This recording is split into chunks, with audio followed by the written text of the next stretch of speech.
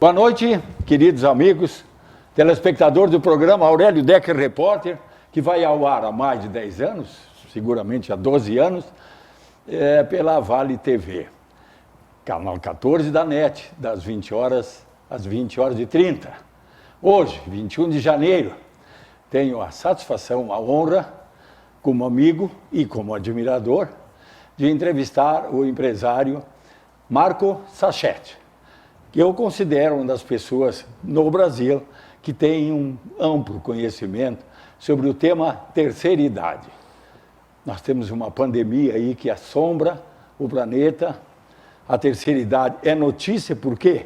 Porque os idosos estão sempre sendo mencionados como um grupo de risco, mas também, agora sim, de lado mais positivo, um grupo prioritário no atendimento. Em alguns países estando à frente, em outros países estando em segundo, terceiro ou quarta importância. Então, agora que se fala em vacina, que se vislumbra, alguns países já começaram, inclusive, a terceira idade volta a ser notícia. Peço permissão ao meu querido amigo Marco, se me permite esse tratamento, que eu conte em meio minuto o que me aconteceu em relação aos idosos. 1990. Eu era diretor de redação do jornal NH, do jornal VS, do Diário de Canoas, e fui fazer uma imersão, alguns dias, no jornal Miami Herald, em Miami, obviamente. Fiquei 4 dias lá nas áreas de redação, de comercial, de circulação e etc. e tal. Mas o que me chamou a atenção é que num passeio que foi organizado lá num tour, eu não gosto muito de tour, o repórter tem que andar sozinho para enxergar melhor e se dedicar mais. Mas enfim, acabei indo num tour e eu vi, para minha surpresa, 1990, eu tinha 30 anos, 31 anos. Eu vi um mar de cabeças brancas, o mar.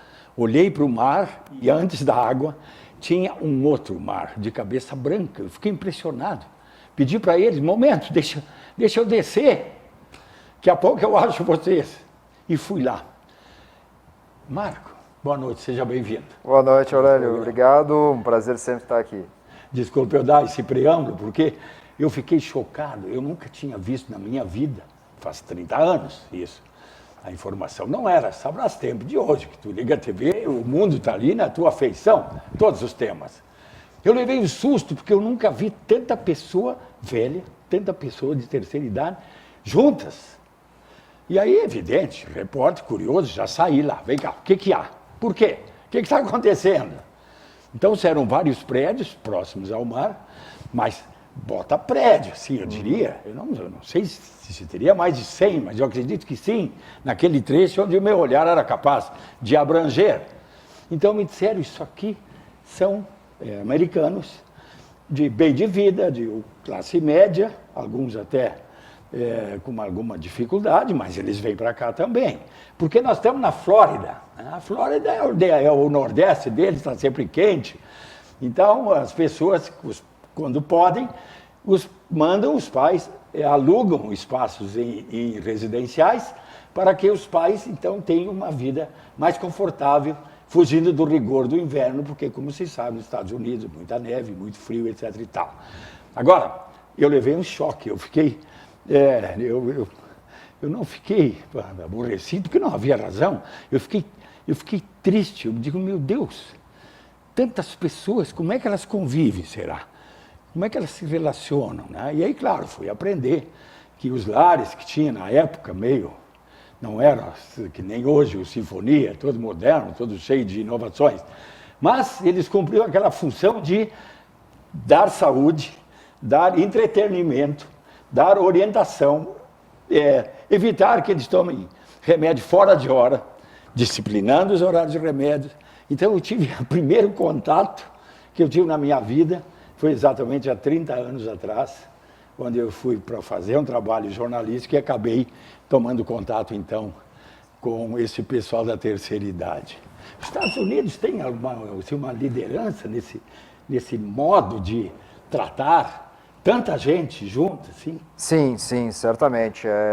Primeiro, acho que é interessante a gente pensar nas questões culturais do povo, que é natural nos americanos, né, é meio conhecido já da cultura deles, que o filho, quando faz 18 anos, o pai ou passa a cobrar um aluguel sobre o espaço do quarto, ou expulsa, ou vai para a faculdade, ou vai trabalhar. Eles não têm a cultura deles é diferente da nossa. Nossa cultura é uma cultura de famílias muito mais unidas, né? Eu, inclusive, tendo residido lá, fiz uma pós-graduação lá, pude perceber isso bem de perto, assim, pelos colegas, pelos amigos, como que era a situação.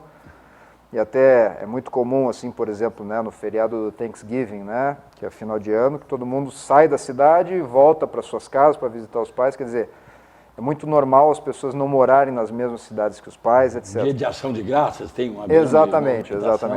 Então, essa situação das residências para a terceira idade, digamos assim que eu não posso afirmar categoricamente que os Estados Unidos são os pioneiros absolutos na questão do pensar a terceira idade, porque isso veio dos alemães. Foram quem iniciou esse processo, né? Até com o chanceler à época, o Otto von Bismarck, foi quem iniciou a ideia de aposentadoria, né? Todos esses movimentos que depois se construíram como uma base, um arcabouço da nossa sociedade hoje em dia. Mas os americanos foram, com certeza, os pioneiros na inovação dos condomínios para a terceira idade. Isso ali pelos anos 30, né? 1930, 1940, justamente por quê? Porque você havia um universo muito grande de pessoas que estavam se tornando idosas. Pense que antes disso, era raro uma pessoa ficar idosa. Não tinha-se pouco acesso a medicamentos, tinha-se pouco acesso à medicina, as condições sanitárias em geral eram muito mais precárias. À medida que o século XX vem, começa os anos aí 1900, nós começamos a ter energia elétrica, nós começamos a ter saneamento básico, né? As pessoas começam a ter banheiro dentro de casa, né? A gente começa aí com a Primeira Guerra Mundial, o advento da penicilina, que é um potente medicamento. Enfim, toda uma série de revoluções que foram se somando, né, de descobertas tecnológicas e de avanços, que culminaram em as pessoas viverem muito mais tempo do que elas viviam originalmente. Vamos dizer assim que era um fato raro você ter uma pessoa que chegasse aos 70, 80 anos. Sim. E quanto mais o tempo passa e mais perto do presente a gente chega, mais a gente vai vendo que é comum agora as pessoas chegarem aos 70, 80 anos. E até eu brinco que nós vamos ver a geração centenária. A geração centenária é o quê? Vai ser comum as pessoas chegarem aos 100 anos. Há 20 anos atrás, você falava de uma pessoa idosa com 100 anos, sim, pô, às vezes era notícia na cidade pequena. Né? Hoje em dia, por ver nos nossos empreendimentos aqui, a gente tem um número relativamente grande de pessoas com 100, 103, 105 anos. Agora, seu Marco, com qualidade de vida. Os Estados Unidos estavam começando já, naquela época, anos 30, 40 e tal, como o senhor relatou. O senhor que esteve nos Estados Unidos, fez curso nos Estados Unidos, tem uma formação por favor, nos Estados Unidos, podemos entrar em detalhes depois. Mas a curiosidade, vamos pensar no Brasil, que o senhor passou assim por cima, 1930, 40, 50, com todas as deficiências da época, um país ainda nem era país em desenvolvimento, nós éramos subdesenvolvidos e havia essa qualificação. Então, como é que o idoso era tratado pelos estudos, pela história que o senhor conhece? Onde eles ficavam quando eles tinham necessidade de ser abrigados? Qual era o ambiente para idoso naqueles anos que o senhor saiba? Originalmente no Brasil, o Brasil repete a experiência da Europa e do restante do mundo, né? Sempre com um atraso de tempo. Sim, eventualmente vamos dizer assim que uma hora as coisas chegam aqui, né? Sim. Mas originalmente você tinha a figura do asilo, né? E a figura do asilo... Ainda é chamado hoje, mas raramente. Sim, hoje em dia até as pessoas buscam não utilizar essa nomenclatura, né? Até por não passar uma conotação muito positiva. Porque originalmente o asilo era visto como um lugar onde iriam as pessoas desabrigadas, sem família, pessoas com problemas, né, com doenças mentais, né, pessoas que precisavam estar com problemas psiquiátricos graves, pessoas com lepra, e nisso se incluíam os idosos que não tinham família, né? Então, vamos dizer assim, eram instituições públicas, né, na sua maioria, que tinham como finalidade basicamente acolher todas essas pessoas que não tinham um local específico para estarem sendo atendidas, né? E eu acho que isso, claro, foi a resposta da época, né? Naturalmente que hoje em dia a situação do mundo avança para um outro caminho, a gente inclusive valoriza-se muito mais a vida humana, né, do que se valorizava em 1930, em 1950, né? E hoje em dia, é claro, a gente já vê vamos dizer assim, um crescimento muito grande, né, de todo tipo de instituições, né, e de empresas e de locais dedicados ao atendimento da terceira idade, fruto natural do envelhecimento da população, né? Volto a repetir, né? Em 1930, 1940, 1950, era uma quantidade pequena de pessoas que acabaria precisando ir para um asilo. A grande maioria, inclusive, ficava nas suas casas, né? O que a gente tem como... Minha família tem isso, imagino até que na tua tem isso também, a filha solteirona, que já foi dedicada, né, de certa maneira, assim, já determinado desde o início, que não iria casar e etc., para cuidar dos pais. Mas né? é uma figura que está desaparecendo, né, seu Marcos? Aos poucos, né? Eu tendo a imaginar que sim, porque a gente vê, inclusive, hoje em dia, as famílias cada vez menores. Sim. Né? Se a gente for pegar né, por comparativo, né, e olhar, muito normal você ter famílias com 10, 12 membros, né, entre filhos e filhas, né? E aí passa uma geração à frente, né, aí as famílias já têm 2, 3 filhos, né, e hoje em dia você tem menos de 2 filhos por casal, né. Então a tendência de fato é que se você tem menos de 2 filhos por casal, pense que vamos pensar um filho único. Um filho único tem praticamente 4 avós para cuidar. Então a tendência natural dessa redução do tamanho das famílias é que nem que as pessoas queiram, elas conseguem mais cuidar dos pais em casa. Essa é uma mudança, vamos dizer assim, mais profunda que nós estamos vendo na própria composição da sociedade. E isso torna extremamente necessária a existência de empreendimentos especializados no cuidado do idoso. Por quê? Porque qualidade de vida na terceira idade requer atenção, requer trabalho, requer dedicação e requer, tu bem mencionou, disciplina. Porque existem muitas coisas que têm que ser repetidas todo dia. Medicação, por exemplo, é normal, uma pessoa idosa, com 80, com 90 anos, tomar 5, 7, 8, 10 medicamentos por dia. Porque são problemas crônicos de saúde e que aquela medicação está preservando a qualidade de vida dessa pessoa ou está tratando alguma patologia que essa pessoa tenha. E até é o fato dessa pessoa estar sendo medicada que faz ela viver muito mais anos. Só que a medicação, ela já é desenvolvida pela ciência e prescrita pelo médico para ser tomada de uma forma prescrita. Então, se você tem uma medicação de uso contínuo que tem que ser tomada todo dia num certo horário, o ciclo desse medicamento dentro do seu corpo já é estudado para que ele tenha uma atuação dentro de um ciclo de tempo. Você não pode toma 1 hora de manhã, 1 hora de noite, aí amanhã esquece, daí de noite não lembra se tomou, daí toma 2, que é o que acaba acontecendo. Por quê? Porque muitas vezes a pessoa acaba não tendo a disciplina necessária para fazer um controle minucioso, né? A mesma questão... Desculpe, eu preciso interromper, porque essa questão do remédio chamou muito a minha atenção quando eu fui morador de Sinfonia, pretendo voltar quando passar essa pandemia. Mas vamos lá. Me chamou a atenção porque eu tinha que tomar um medicamento todos os dias, e aí me perguntaram, qual é o medicamento que o senhor toma? Tomo este. Que horário? Tal. Mas, na verdade, eu às vezes esquecia. E aí a gente fica querendo tomar 2, porque não tomou o de ontem. E a gente improvisa, e isso está tudo errado. Então facilitaram. Então, para mim, a surpresa, no outro dia, seu Aurélio, seu remédio, eu já tinha esquecido.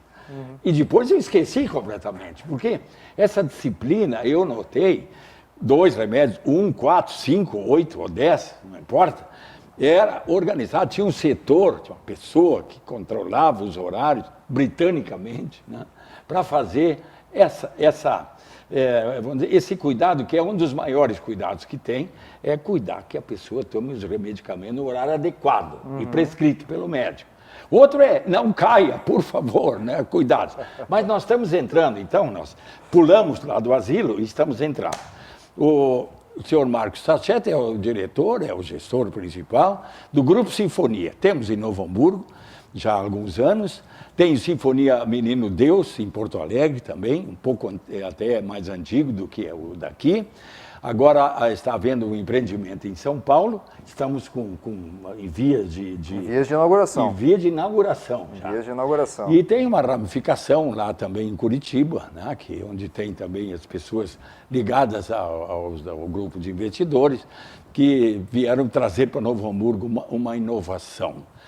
Foi uma inovação em Novo Hamburgo, porque quando eu fui convidado a tomar pé nesse formato de atendimento, a gente não estava acostumado com isso. Né? Uhum. Nós temos bons estabelecimentos, sem dúvida, que têm cuidado dos velhinhos, têm cumprido as suas missões, mas essa disciplina, seu Marco, da onde veio a estrutura? Quer dizer, o modus vivendi, o modus operandi, tem que ser assim, tem que ser assado, tem que ter ocupação, tem que ativar a mente, a pessoa não pode só ficar olhando televisão.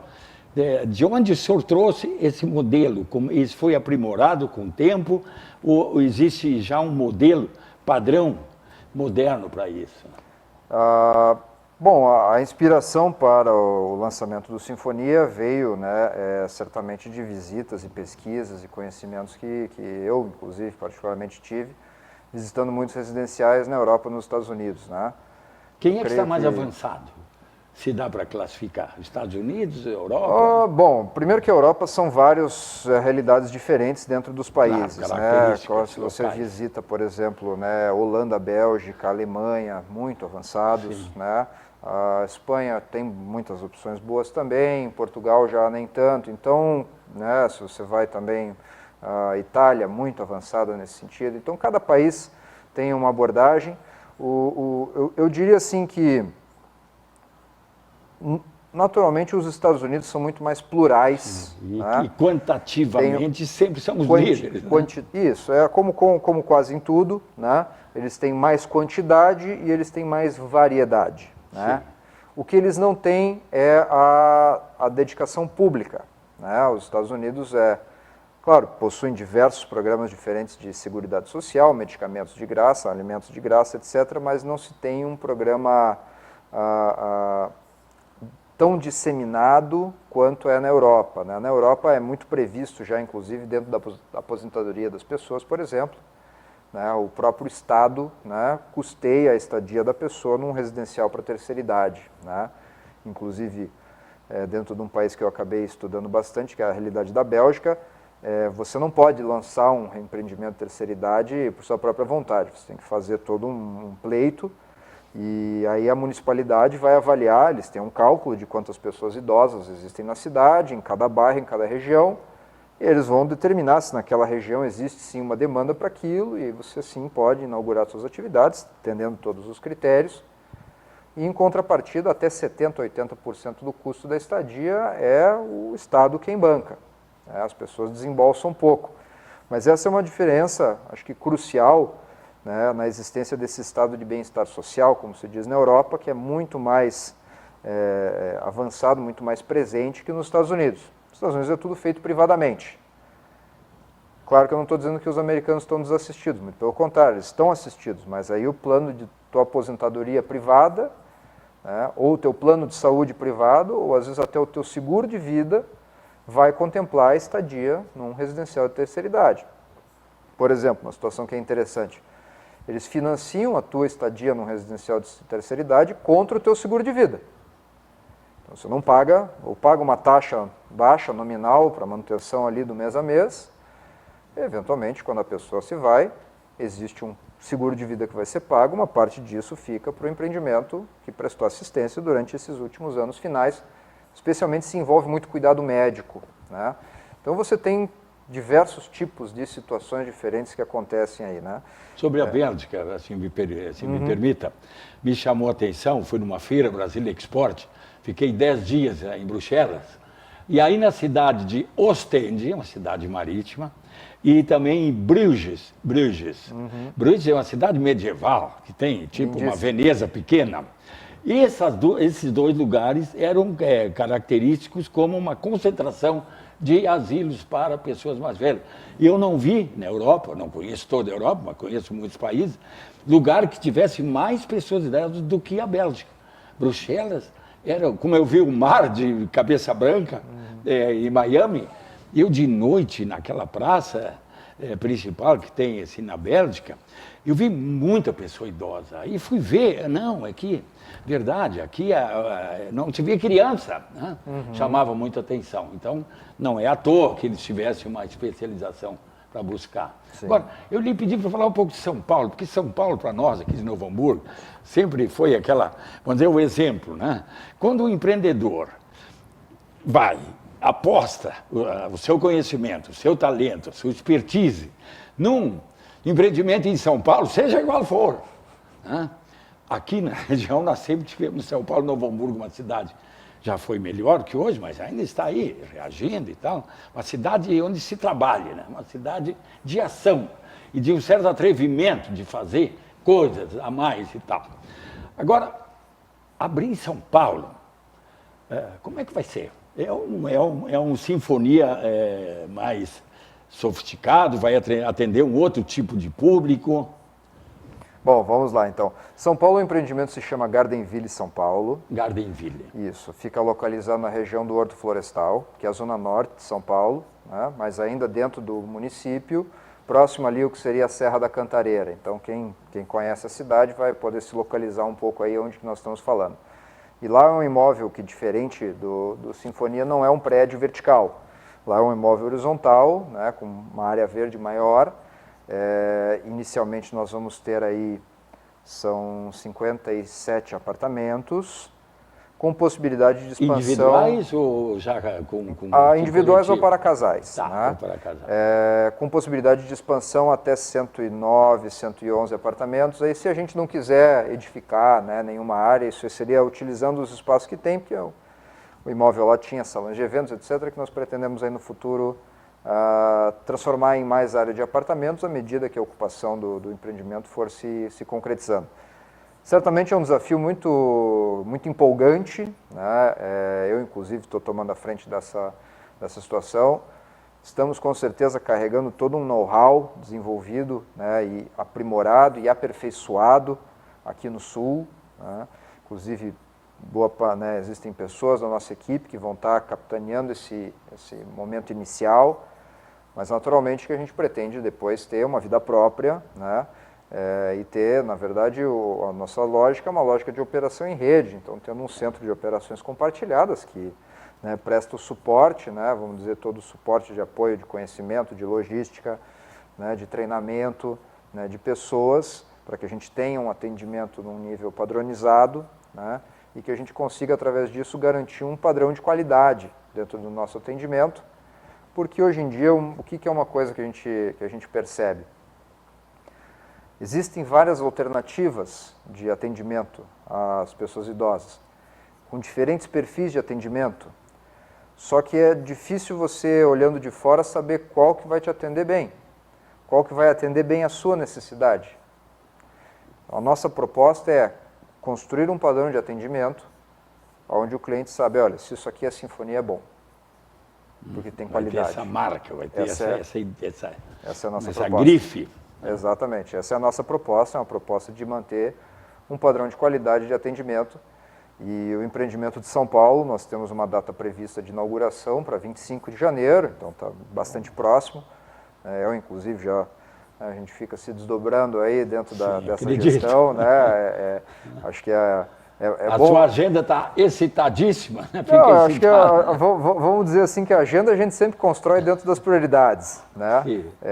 Com certeza, o lado positivo de hoje em dia é que muita coisa a gente consegue fazer também remotamente, né? No passado precisava que tudo tu viajasse até o lugar para verificar, né? Hoje em dia a gente já tem muita facilidade com a própria tecnologia, com videochamadas, etc., né, que nos permitem aí estar muito mais presentes, né? E está muito mais próximo aí das atuações, né?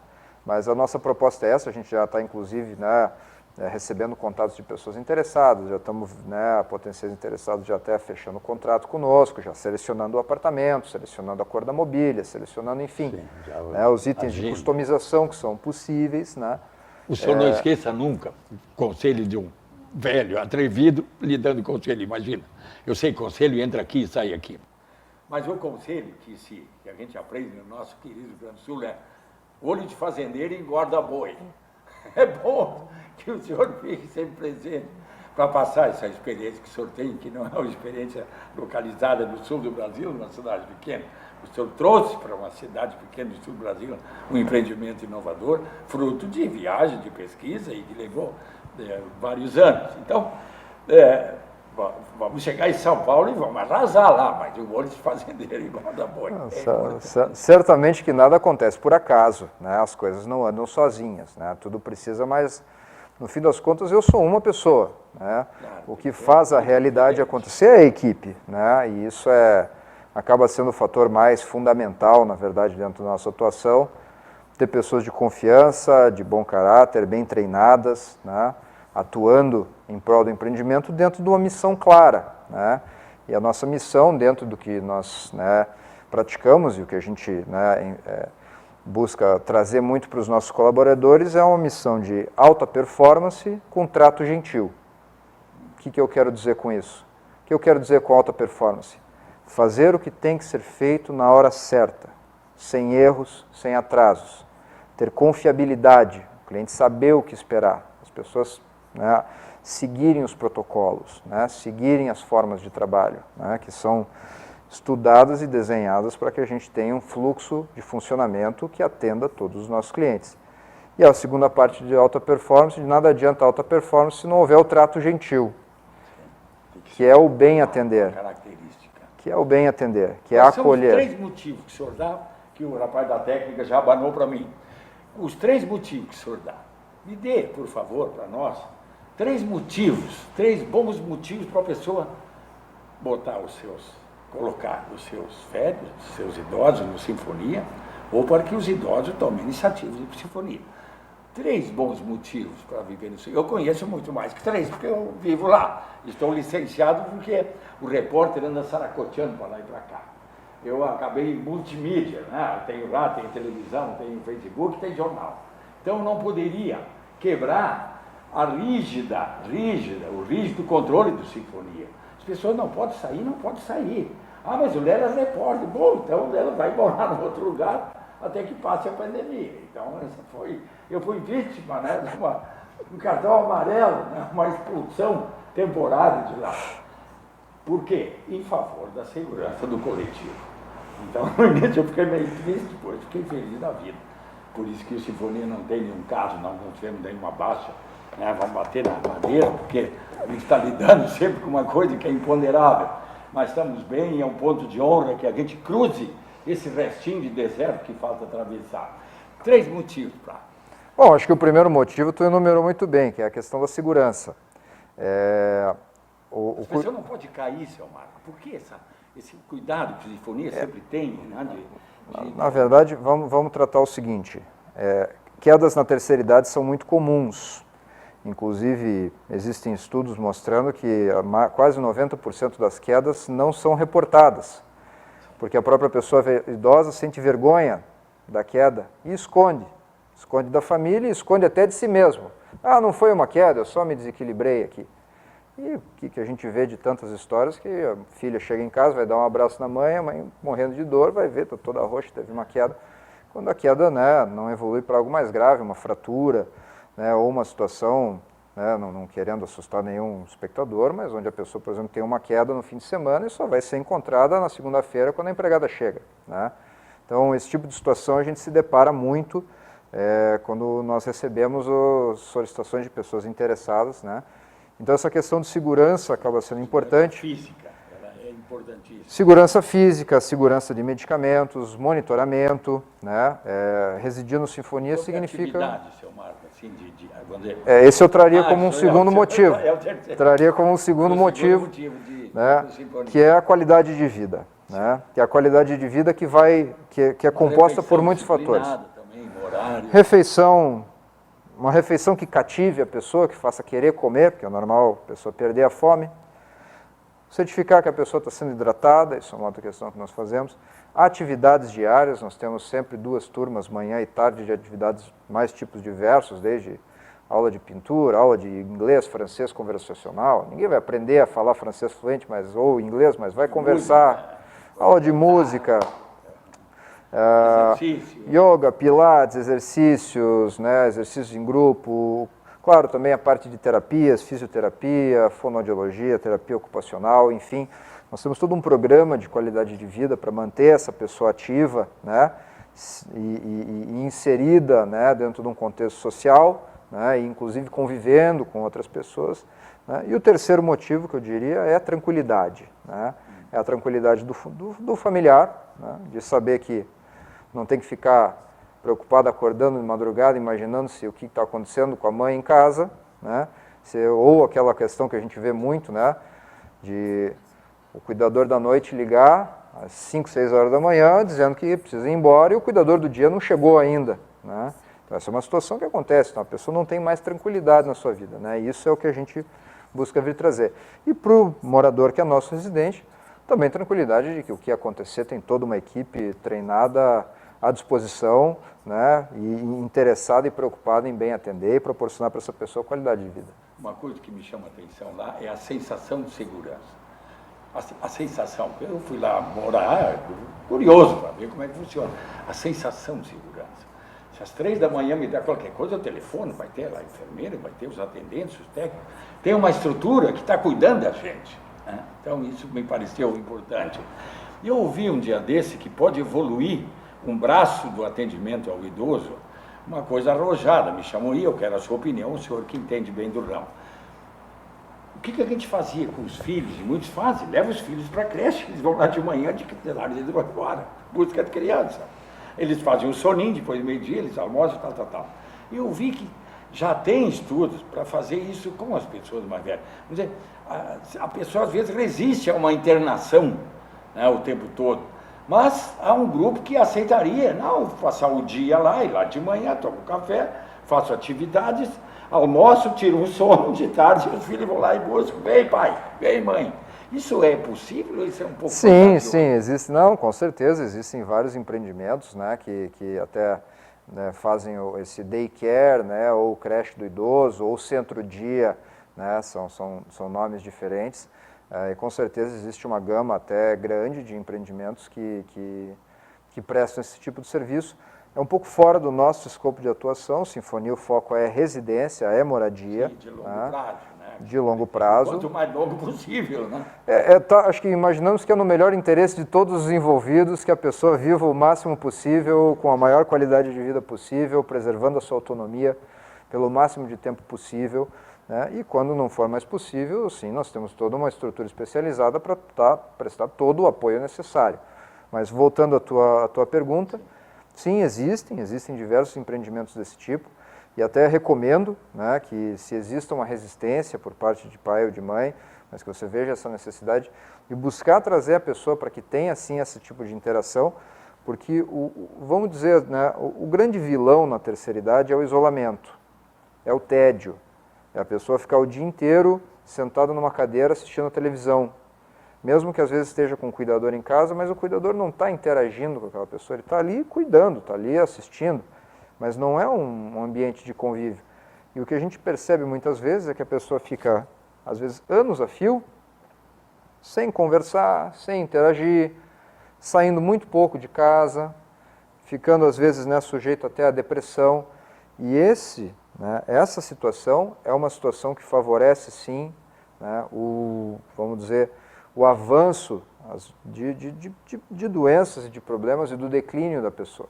Então, a solução, né, mais confiável que a gente tem, acima de qualquer... Né, não estou querendo dizer que tratamentos médicos não sejam importantes, eles são importantíssimos. Mas, acima de tudo, a manutenção da qualidade de vida, de uma vida ativa, de você conviver com outras pessoas, ver outras pessoas, ter novidades no seu dia a dia, circular, ver o sol, ouvir um canto de um pássaro, ter uma atividade que você não fez outra vez, ou recuperar uma memória, conviver com a família, certamente, é muito importante também. né? Isso é essencial para que você mantenha longevidade com qualidade. E aí eu me enquadro como ativamente, que eu aprendi na convivência de sinfonia, que eu preciso ativar a mente. São coisas assim maravilhosas. Às vezes, coisas que estão na frente do nosso nariz é que não se importa. Tentar comer com a mão esquerda, comer os dentes com a mão esquerda. Tarefas que a gente pode modificar. Por exemplo, eu tinha que sair lá do 11º andar para me dirigir até o restaurante. Ok. Então eu tinha um caminho. Não, vou por isso aqui, vou passar pelaquela sala. Vou mudar o meu trajeto, mudar o roteiro de andar até lá. Tem um piano de sinfonia, que é uma coisa maravilhosa, eu toco bulhofa. Aliás, foi um alívio quando eu saí de lá, porque bateu o pau, porque às vezes, mesmo de madrugada, eu ia lá, batia, não incomodava ninguém, e eu ficava no piano.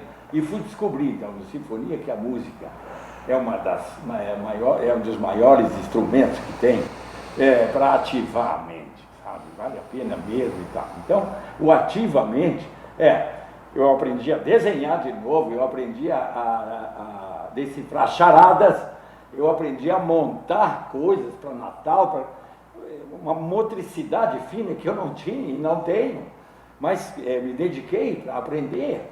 Então, essa atividade no Sinfonia é um dos motivos que faz a gente ter um lugar lá para ser feliz. Isso é um depoimento pessoal meu e orgulhoso.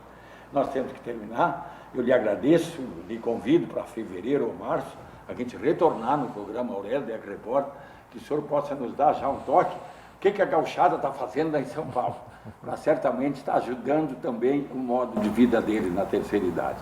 Foi um grande prazer ter o senhor aqui. Igualmente, Aurélio, eu sempre agradeço aí a oportunidade, o espaço, né, cedido de vir falar de um assunto que eu tenho tanta paixão e com certeza, né, vou ficar muito feliz em poder retornar aqui numa próxima oportunidade.